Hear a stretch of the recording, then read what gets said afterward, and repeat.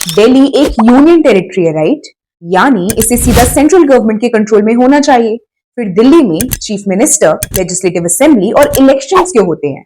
ज्यादातर union territories जैसे कि चंडीगढ़ या लक्षद्वीप डायरेक्टली सेंट्रल गवर्नमेंट के अंडर आते हैं, लेकिन दिल्ली का सेटअप कुछ यूनिक है।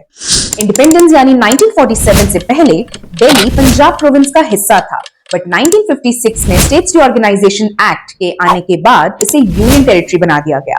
मतलब अब ये डायरेक्टली सेंटर के कंट्रोल में था और लेफ्टिनेंट गवर्नर या एलजी इसके हेड बने। पर फिर आया एक मेजर टर्निंग पॉइंट 1987 में। एक्चुअली 1980s तक दिल्ली काफी ग्रो कर चुका था और इसे डायरेक्टली सेंटर से गवर्न करना मुश्किल और इनएफिशिएंट साबित हो रहा था। इसी प्रॉब्लम को मद्देनजर रखते हुए 1987 में सेंट्रल गवर्नमेंट ने एस बालाकृष्णन कमेटी बनाई ताकि दिल्ली के गवर्नेंस स्ट्रक्चर को स्टडी किया जा सके और कुछ रिकमेंडेशंस दी जा सके। अब सवाल ये था कि क्या दिल्ली को फुल स्टेटहुड मिलना चाहिए या इसे यूनियन टेरिटरी ही रखना चाहिए। फाइनल रिकमेंडेशन था एक मिडिल पाथ।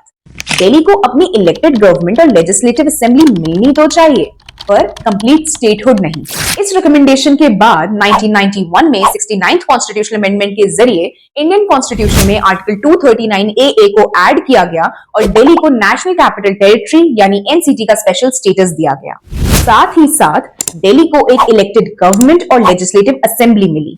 पर दूसरे स्टेट्स के कंपैरिजन में दिल्ली गवर्नमेंट को 3 मेजर एरियाज का कंट्रोल नहीं दिया गया: पुलिस, लैंड और पब्लिक ऑर्डर। ये डायरेक्टली एलजी यानी लेफ्टिनेंट गवर्नर के कंट्रोल में आते हैं, जो इंडिया के प्रेसिडेंट को रिप्रेजेंट करते हैं। सालों से कई लोग डिमांड करते आ रहे हैं कि दिल्ली को फुल स्टेटहुड मिलना चाहिए, क्योंकि दिल्ली की इलेक्टेड गवर्नमेंट के पास दूसरे स्टेट्स जैसा कंट्रोल होना चाहिए। पर वहीं दूसरी तरफ कुछ लोगों का मानना है कि नेशनल कैपिटल होने की वजह से सेंट्रल गवर्नमेंट का कंट्रोल जरूरी है। What's your opinion? क्या दिल्ली को एक स्टेट बना देना चाहिए या इसे स्पेशल यूनियन टेरिटरी बने रहने देना चाहिए? Follow for the rest in the next. It's Anuja. Namaste.